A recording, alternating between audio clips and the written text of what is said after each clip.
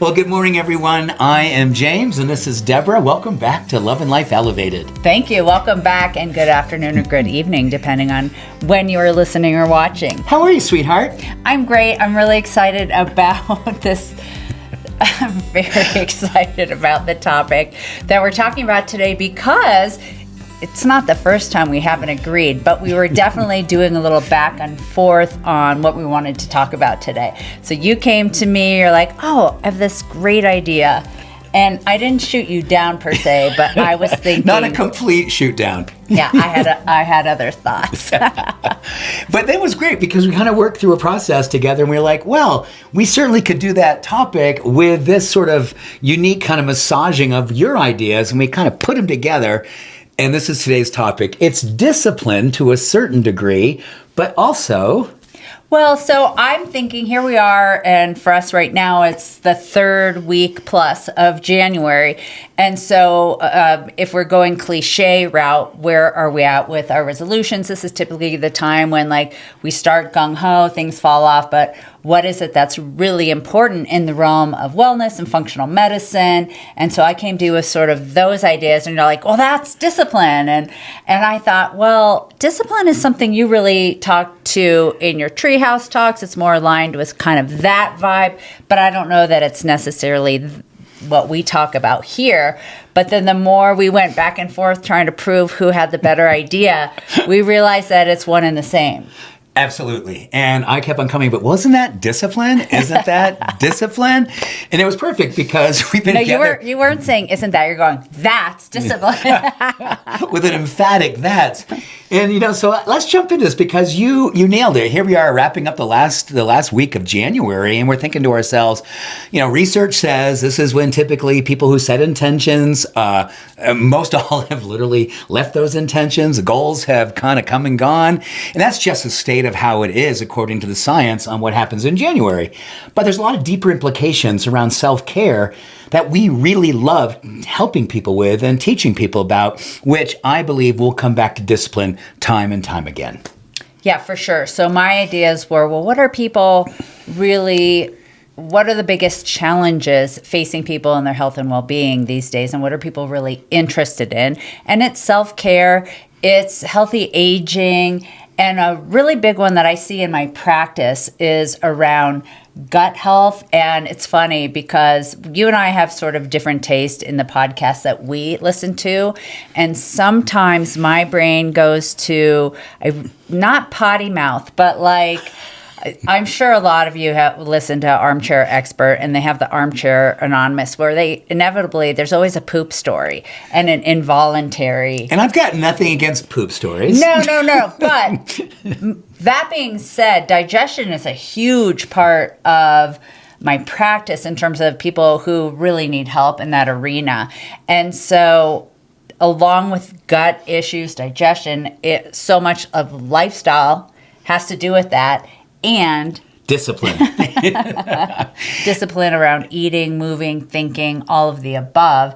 And I did read an interesting statistic that out of a survey of 2,000 people, that it was not a huge amount, but I think 41% is a good percentage. 41% of people would give up social media for 1 year if it 100% guaranteed an improvement in their health and well-being. Wow. Okay, but when I mentioned that to you, you're like, that's discipline. And then it really came together for me that you're so right. This is all about discipline. And listen, this is not, Deb and I, hopefully you know us well enough, this is never a shame thing. No. This is never calling people out. It's not a punishment thing.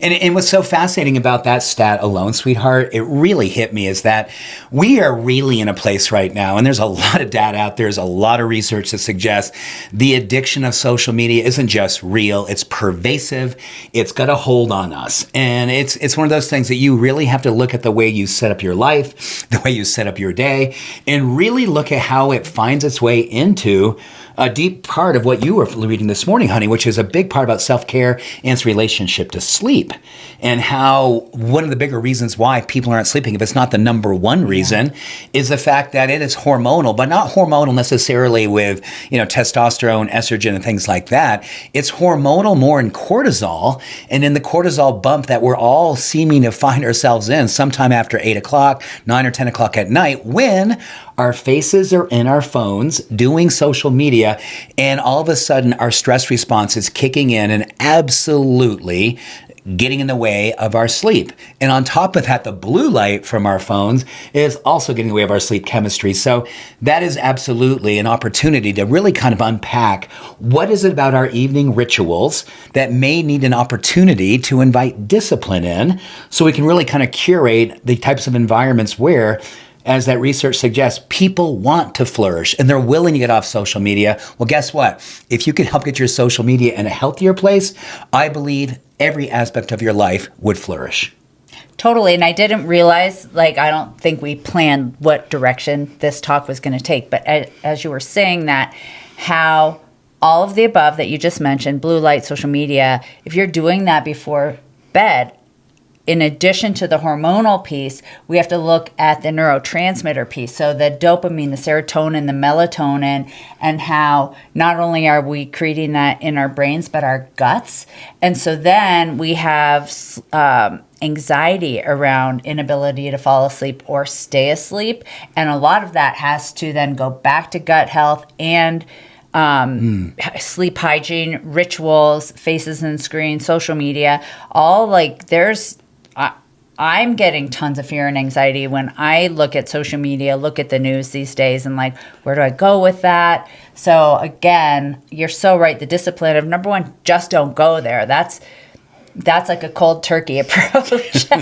And for a lot of people, it's like social media curious. Right? And that's a tough one. And people may be saying, well, gosh, James, and of course you too, Deborah, but not to the same degree. I have a pretty large group on social media, nearly together somewhere in the neighborhood of 70,000 people. So they go, well, that seems pretty hypocritical that you would be talking about limiting social media. But here's one thing I want people to know. Here's how I do social media. First thing in the morning when I make a post, I will answer if anyone has a question or makes a comment. It takes me roughly 5 to 8 minutes. I do the same thing at the end of the day. So my total investment on social media is roughly about 10 to 15 minutes. That's it. And that is a really important part of my ability to really discipline myself, because I am 100% an addictive personality. I can get into places, and I did certainly before the election. I was really losing myself. My discipline around the news was falling short. And I remember waking up the next day after the election, I said, I'm out. I need to be out. I need to be more inspired so I can be a more beneficial presence on the planet. Social media is not going to inspire me unless I really, really pick the places that I go and the communities I speak to and connect with and listen to. So this whole idea, I think, for a lot of us around discipline, back to this idea, discipline simply means being a student. And I think maybe to kind of back up this whole way about self-care and sleep and digestion and food and all the things, simply step back and think about discipline as a way of you really learn where your present life is, what's working really well, where do you see some deficits, where do you see some opportunities and some challenges. And then we use discipline to take an honest, vulnerable look and do a self-assessment and say, this is a place I have an opportunity to do some good work. This is a place I have an opportunity to use discipline to help me fortify or firewall from the things I know are not working for me.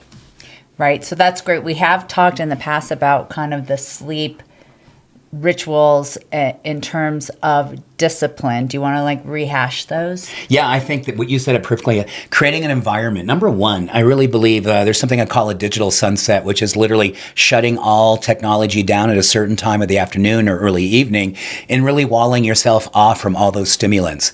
That at the same time is really curating an environment in your room. Deb and I, we don't have a television in our room. We don't have any electronics in our room. There's nothing in there. It's a place for sleep and some other activities. And that's what we do in there. And that's the really idea of pristine environments, cool temperatures, dark, wear an eye mask, all these things contribute. And it's really, really interesting. A lot around discipline also speaks to circadian rhythm, really looking at a time that you absolutely commit to going to bed, whether it's a Tuesday night or a Saturday night. Do your best to pick that time that's reasonable and stick to it. That discipline will fortify your natural sleep chemistry. And over time, that really becomes the foundation of healthy sleep. So that idea of circadian rhythm, same thing in the morning. Getting a time that you know you can wake up, committing to waking up, and beginning early in the day with getting outdoors, getting some fresh sunlight in your eyes. All of those things are disciplines, but they're all also ways in which we actually fortify healthy sleep chemistry. And circadian rhythm plays a huge role into other emotional and physical things that we'd love to have our life be more out-picturing. Yeah, and I would add, if you have any like blackout curtains, especially if you have a different type of sleep cycle in terms of like you're working a night shift or you're just having more irregular hours versus like the 9 to 5 worker or you work from home, whatever, you don't have that luxury. So some blackout curtains in addition to like a nice comfortable eye mask.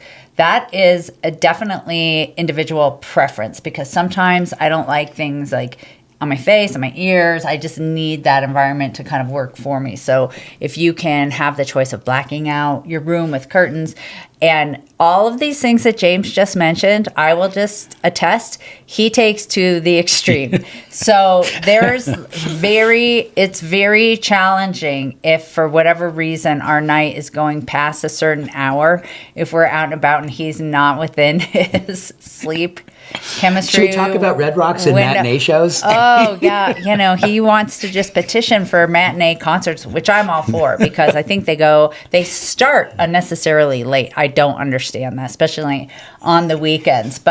And then he takes the cold to an extreme. So, last week here in Colorado, we were -0 in Fahrenheit in the evenings. And of course, our windows are still open. So I wake up to room that's 40 degrees. And I'm so hard to live with. And I know, and I really so appreciate the fact that you let me have my disciplines. And, it's interesting, right?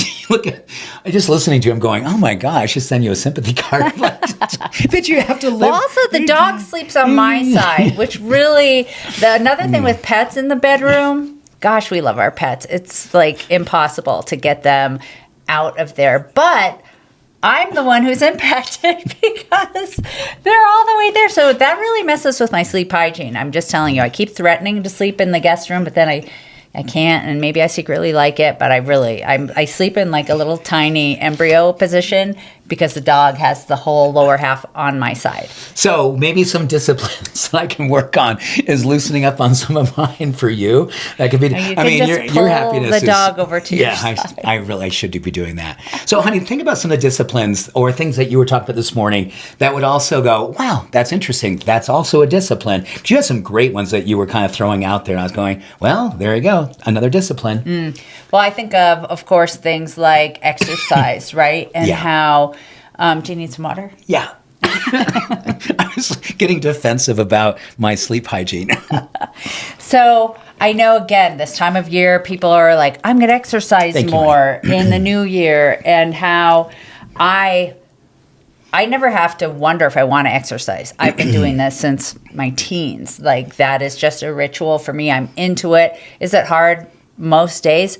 Of course. But I love getting it done in the morning. And if that means I need to wake up earlier because I'm starting earlier, however I need to shift the day, if I can get it done in the morning before my work day starts, then it's more likely to happen versus, oh gosh, I have to have such an early day. I'm going to wait.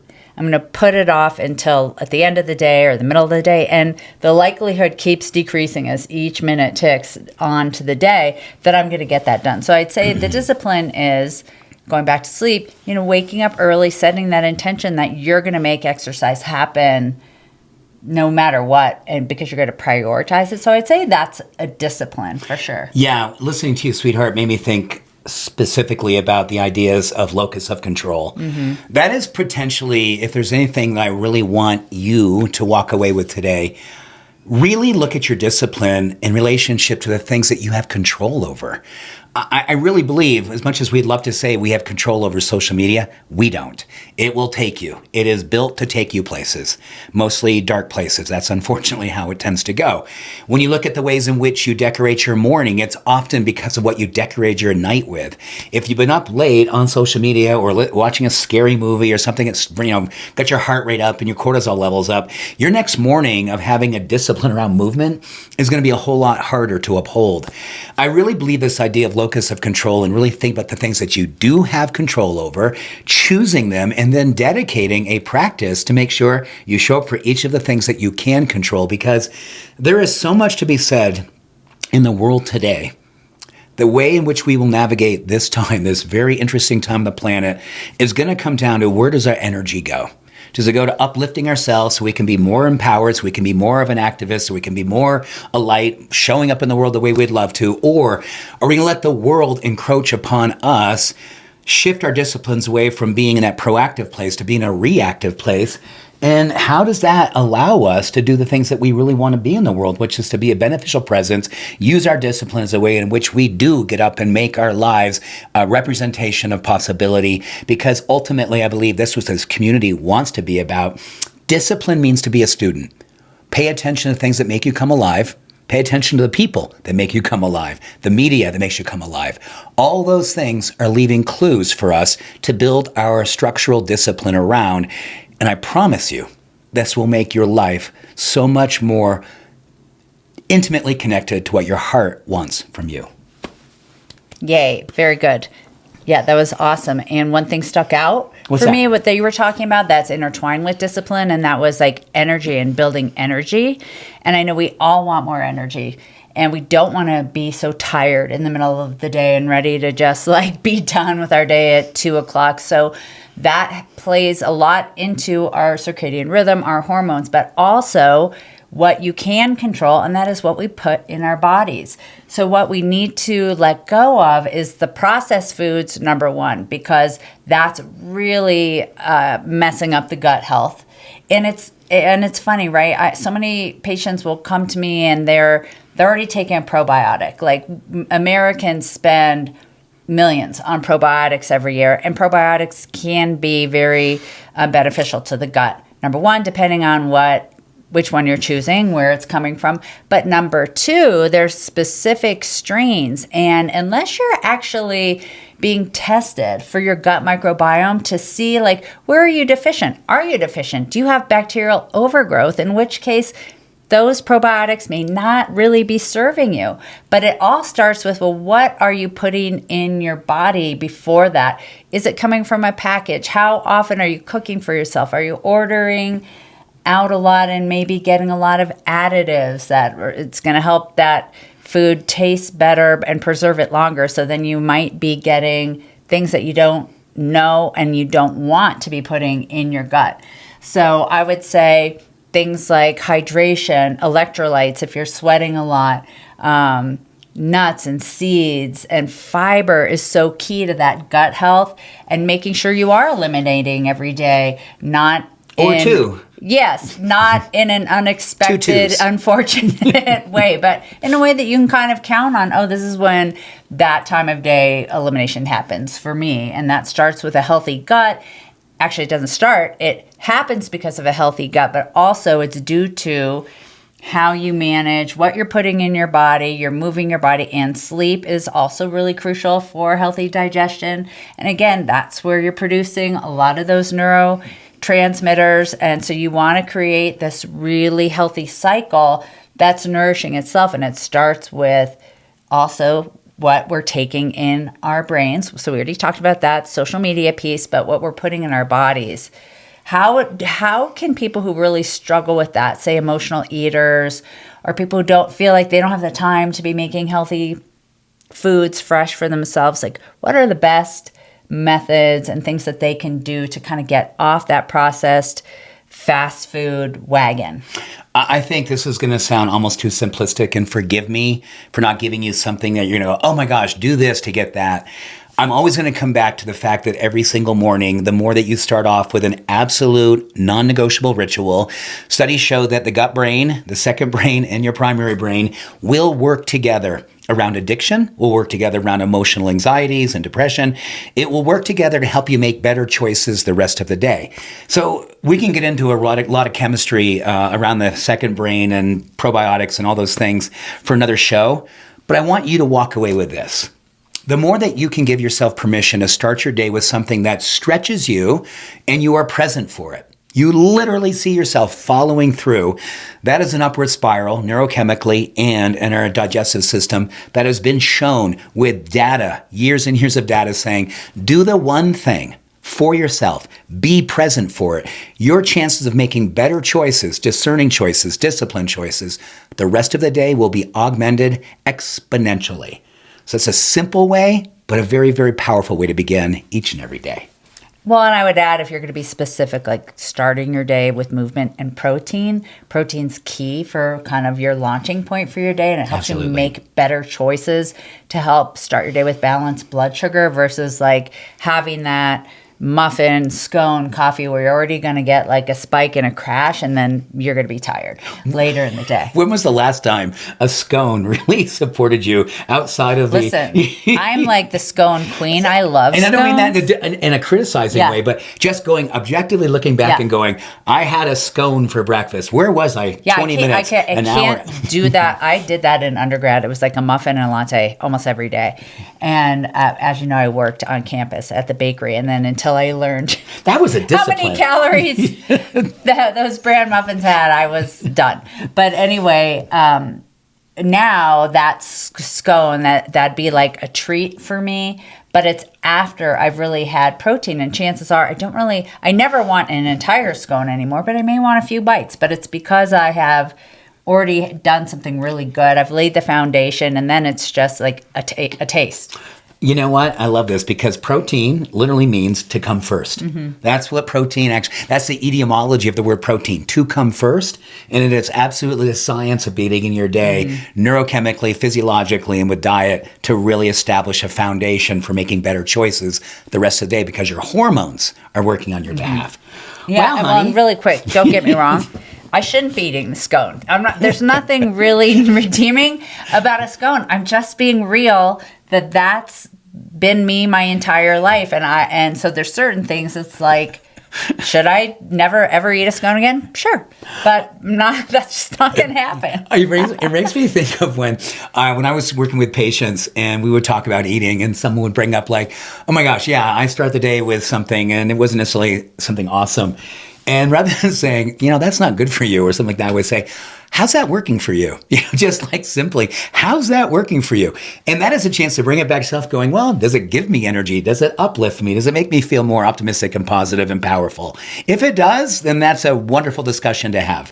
But if it's not, then that's a wonderful discipline to begin.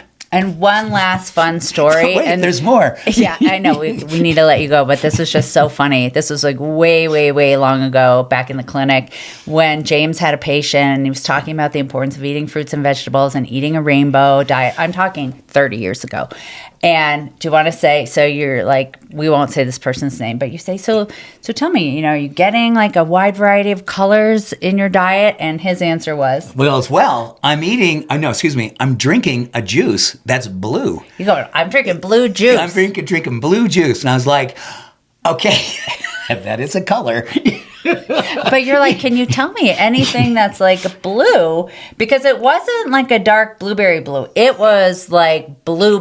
It was like a fluorescent blue. It was like sky blue. It was sky blue. So was it Gatorade? I forget. I think it was like a blue. It was something that was. So that's not what we're talking about. So I think this is a great way to bring us back to the thing that we talked at the very beginning.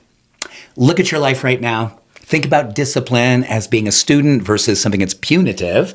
And then start decorating your day with disciplines that make you come alive. People, media, food, environments, all the things. Pets, oh my gosh. Doggies. All of those kitties. things. So I hope this kind of help you to reestablish for the coming year ahead disciplines that you want to be really aligning with again, remembering that you're already good enough to have these things. You already are enough to be putting these things into your life. Make it more fun. It doesn't have to be so serious. Oh gosh, right? Maybe one of the disciplines has to be play. I know, we could talk about that for a whole other. Yeah, but I just mean like sometimes that's a heavy word to hear. It doesn't have to be so heavy. That's all I'm saying. Exactly. So, honey, great job this morning. Great job. Great job. You did a phenomenal job today. And you guys all did a phenomenal job for showing up. Leave your comments. Let us know what you want to talk about with us. We'll do our best to curate these things that you want to talk about with us. And we'll see you next Wednesday. Until then, take care. We love you. Love Peace and you. blessings. Bye. Bye for now.